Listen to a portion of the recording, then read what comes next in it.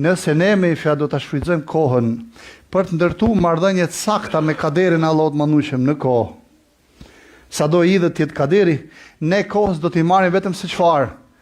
Vetëm se të mirën.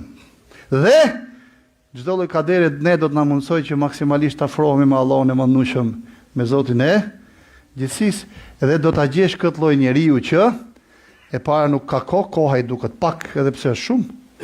Edhe e dyta gjë me ai ngopet së shfrytzuar edhe u kënaq me kohën, duke i marrë kohës më të mirën, edhe pse ngjarjet mund të jenë shumë të dhimbshme. La tasubbu ad-dahr, fa inna Allahu huwa ad-dahr.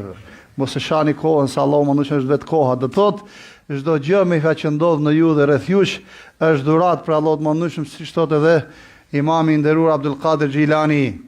Thotë mos e shani kohën dhe mos e shani kaderin dhe mos i shani ngjarjet, se gjitha ato pa përjashtim janë dhurata për Allahut të